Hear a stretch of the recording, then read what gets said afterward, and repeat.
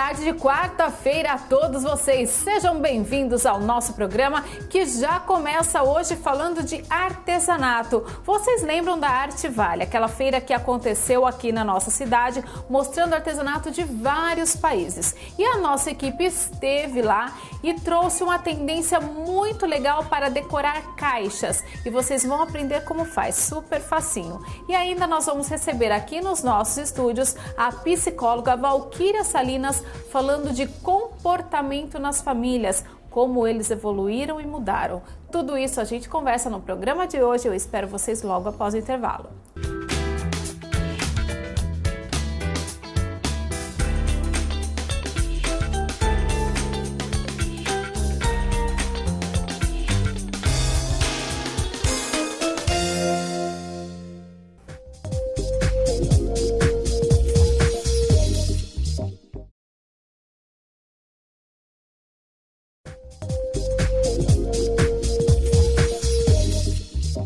Aula de artesanato agora, são novas tendências com Ricardo Muraca. Olha só. Olá, Tati. Eu sou o Ricardo Muraca, estou aqui na feira Arte Vale, em Sorocaba. Sou artesão, estou ensinando uma técnica bem legal aqui para as meninas numa oficina e para quem está em casa também. É uma técnica à base de, vem um derivado do patchwork, né? A gente trabalha com tecido numa placa de Depron, só que não necessita de costura, somente cola e outros materiais. Aqui a caixa é em madeira normal, tá? MDF, ó, que é a base dela, tá? Elas vão estar forrando depois. E agora elas estão trabalhando, as meninas na oficina, estão fazendo a tampa da caixa. É uma flor, é bem simples. É bom dizer em casa para a turma quando começar com trabalhos mais simples, tá?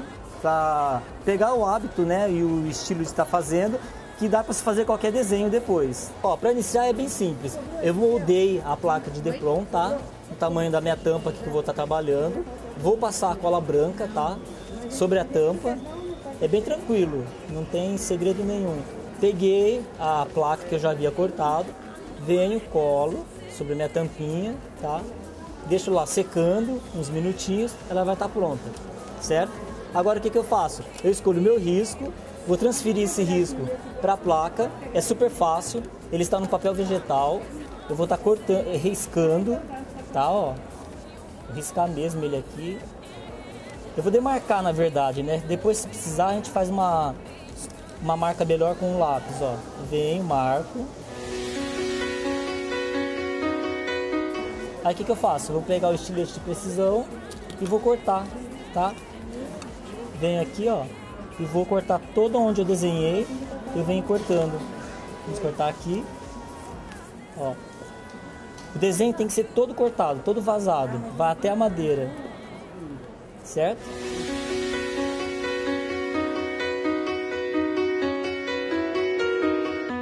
Depois que eu fiz que eu cortei, né, o desenho todo onde estava o risco, eu vou passar a cola.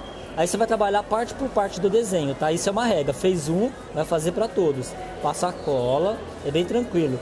Para que serve essa cola? Para o tecido fixar e ele entrar onde a gente cortou anteriormente, tá? Que nada mais é que a gente vai estar encaixando o desenho um sobre o outro, um do ladinho do outro, né? Eu venho com o tecido, posiciono, pego o desmanchador de caseado, de costura, como queira, demura de região, e vou fazer isso, ó. Onde eu cortei, eu vou finalizar, ó. Vou vincar o tecido, aí ele vai encaixar.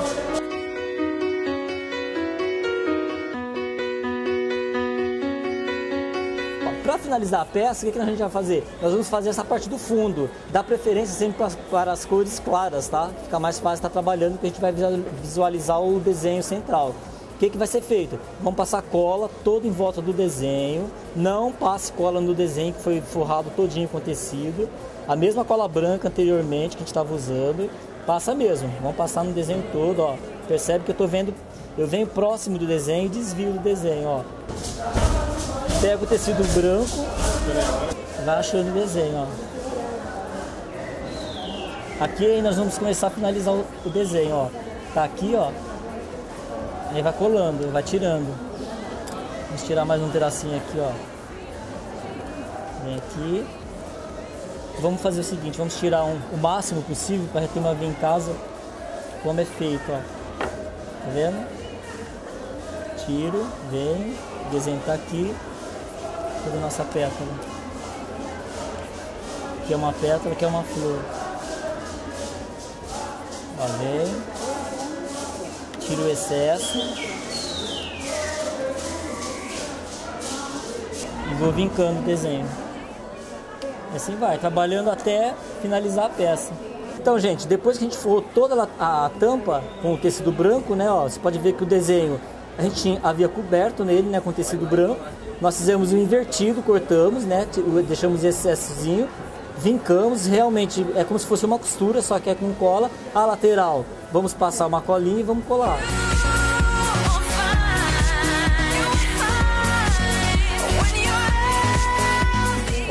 Cola aqui, passa aqui uma colinha, faça a dobrinha.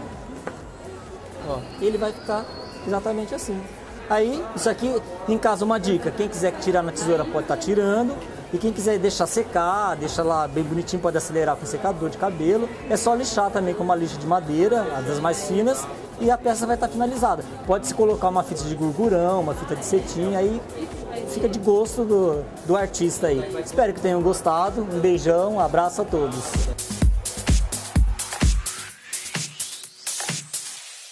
Muito legal, né, gente? Vale a pena fazer em casa. Bom, tô chamando intervalo rapidinho. Na volta, a gente vem com Valquíria Salinas. Nós passamos mais de 1/3 das nossas vidas deitados nos nossos colchões. Agora, gente, não é fácil sair comprando colchão. Você precisa de uma loja de credibilidade e que, ao invés de vendedores, tenham consultores para indicar o melhor colchão para você e para sua família. E na Ortobon vocês encontram tudo isso e com muita variedade. Tem colchões de espuma, colchões de mola com a vantagem da nanotecnologia, nanopartículas que deixam o seu colchão muito mais resistente. Então já sabe, visite o Ortobon ali na Afonso Vergueiro 2714, em breve nova loja de telefone no seu vídeo.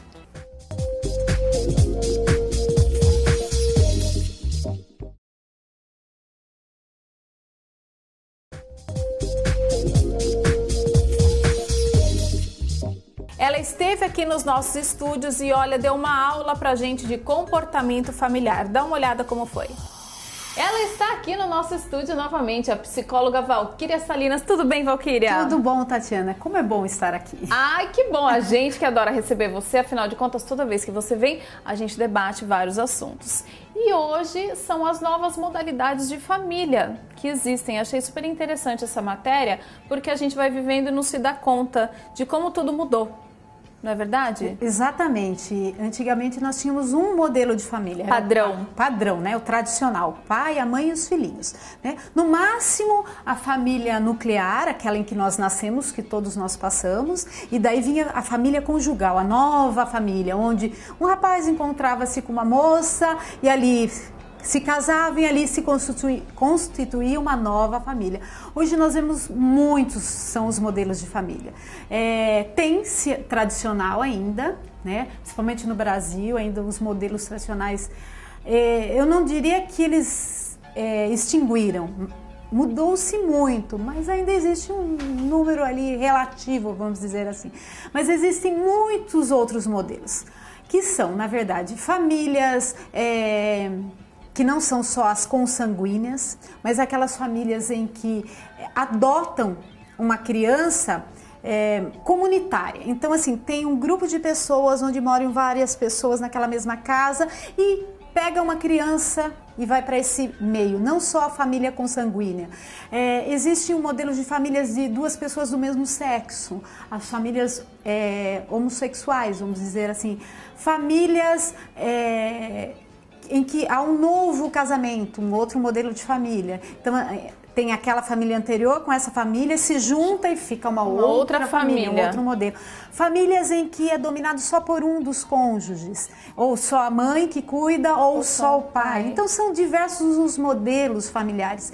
E com tudo isso, a psicologia, né, familiar, principalmente a sistêmica, teve que aprender a lidar com esses novos modelos, porque não tem, assim, o modelo certo. Tá em conflito? Tá. Qual é o papel da família? Socializar para que essa pessoa viva bem, dar afeto a esses filhos para que esses filhos sejam seguros, para que eles saibam viver nessa sociedade com moral, com ética. E quem disse que para viver com moral e ética tem que ser aquele modelo tradicional? Com certeza. E você sabe que tem muitas opiniões divergentes aí nas ruas. Nossa repórter Letícia foi até lá e dá uma olhada no que a gente verificou. Roda a matéria. Encontrar famílias no modelo tradicional de antigamente, constituída por pai, mãe e filhos, não é tão comum hoje em dia. Atualmente, o perfil é bem diferente.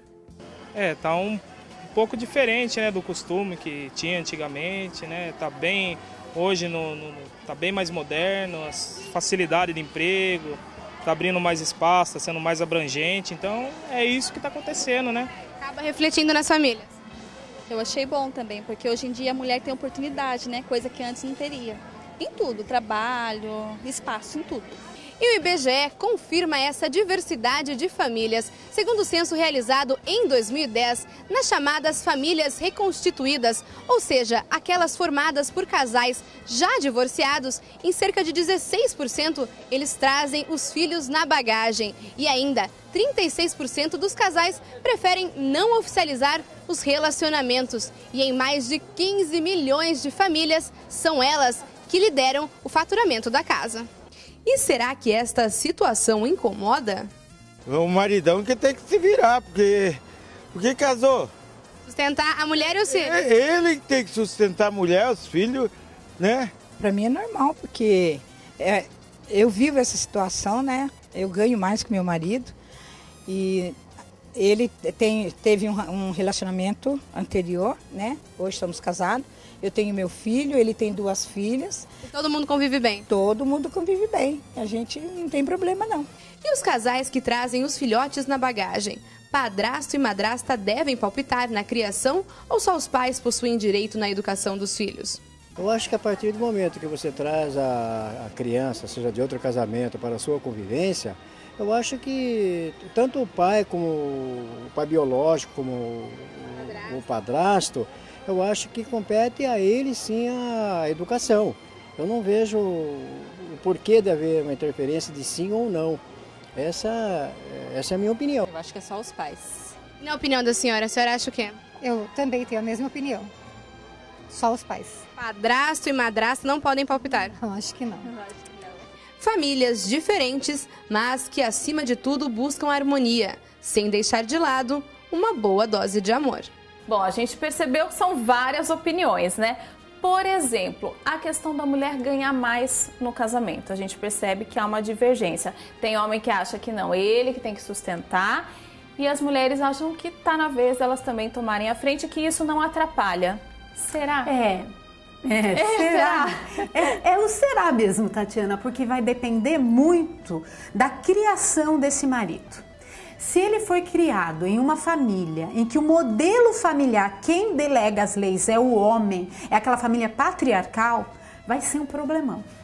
Ele pode dizer que aceita, às vezes quando está apaixonado, quando casa, porém lá na frente não dá certo.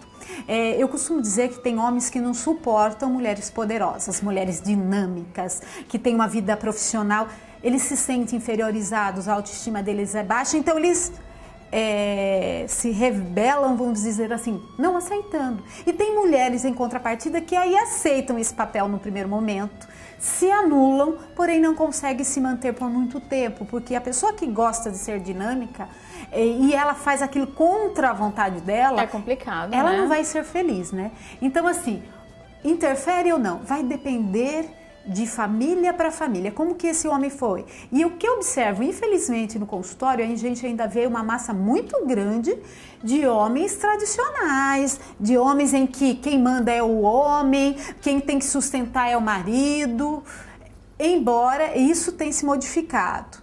Também tem aquele que é minoria, mas assim, ai que bom, que a minha mulher ganha mais e eu ganho pouco, e às vezes tem até os acomodados. Que daí já inverte a situação, mas é a minoria, né? É muito minoria, muito minoria. Na verdade, é importante, né, que os modelos familiares, e aí tem alguns que dizem, mas meu pai foi assim, a minha mãe ficava lá, por que ela não para? Né? A comparação. E aí talvez você me pergunte, em pleno século XXI, por que existem essas pessoas ainda? Porque eles foram criados dessa forma.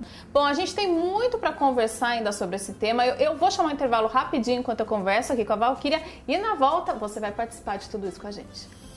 Centro Terapêutico Araçoiaba. Capacidade para 400 internos. Extensa área verde. Infraestrutura completa para acomodação dos pacientes. piscinas, salão de jogos e quadra poliesportiva. Centro de saúde com mais de 30 profissionais especializados, além de acomodação VIP para familiares durante a visita. Clínica completa para melhor atendê-lo.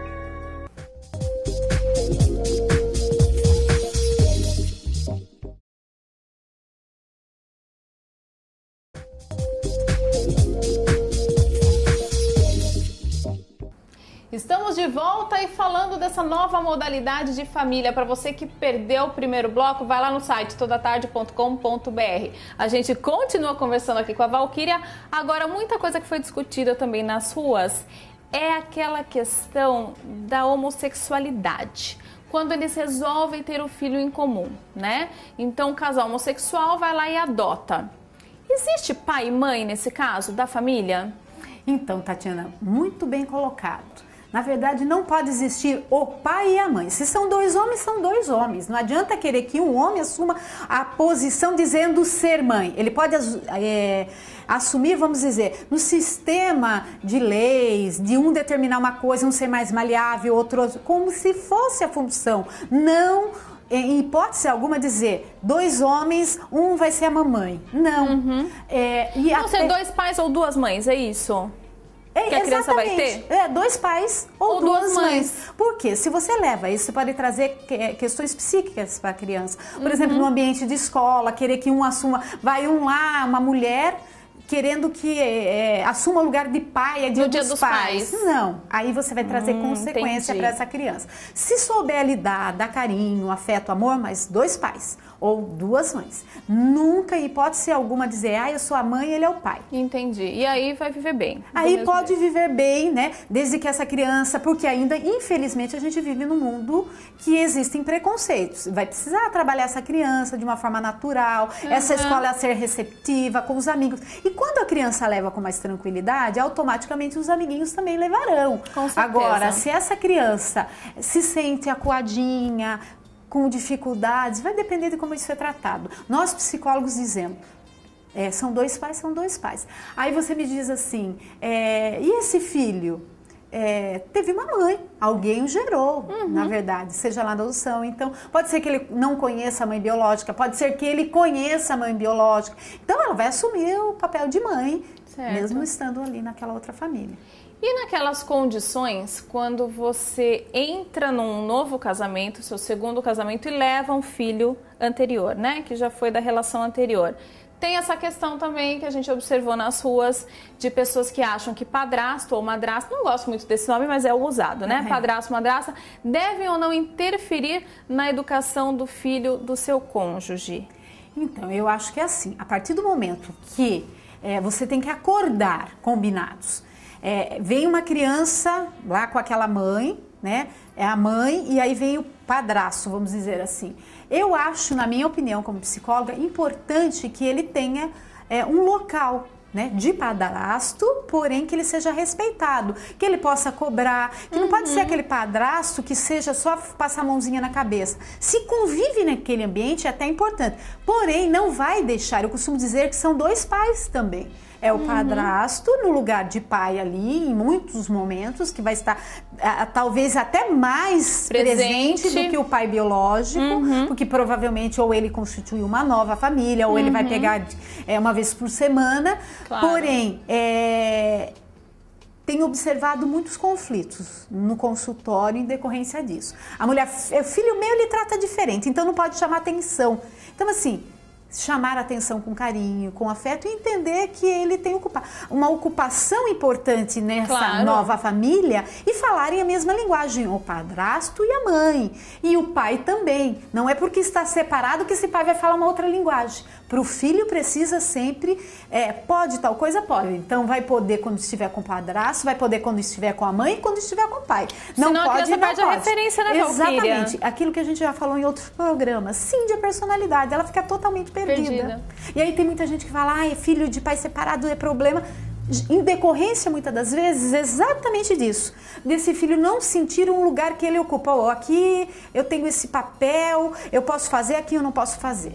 E aí vem a preferência. Não, eu prefiro ficar com meu pai porque ele deixa eu fazer tal coisa que lá na casa da minha mãe o meu padrasto não deixa e tal. E aí a criança fica completamente perdida e vira esse caos familiar. Uma angústia até gera dentro dessa criança.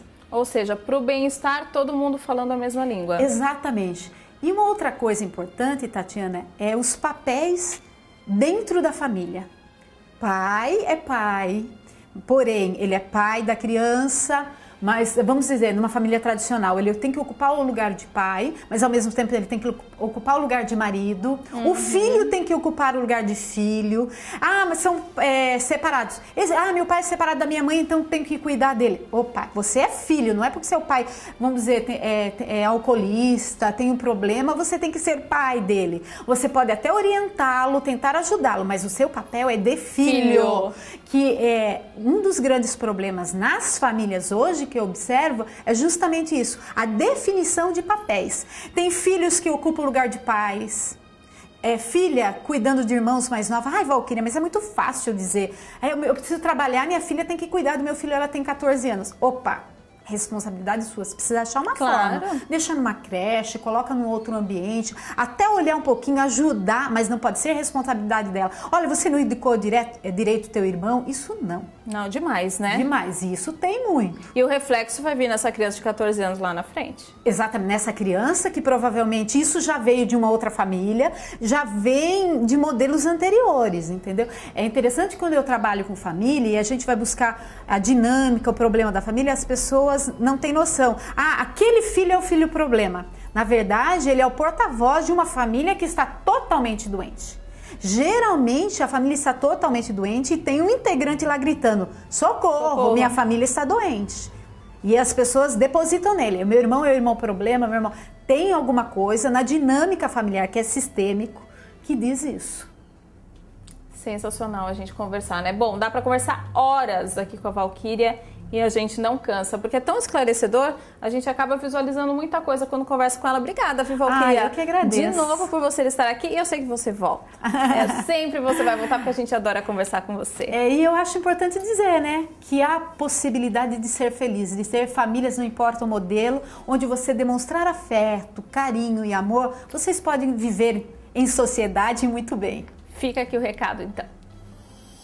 Muito obrigada, Valquíria Salinas, novamente. Seja sempre bem-vindo ao nosso programa. Bom, e a gente tá ficando por aqui. Amanhã tem mais Toda Tarde para vocês. Quer rever alguma matéria? Vai lá no site todatarde.com.br e não se esqueçam, eu tô falando todo dia. Entrem lá no nosso Facebook, que é a maneira da gente trocar uma ideia e se conhecer, não é verdade? Bom, vou ficando por aqui. Beijo, até amanhã.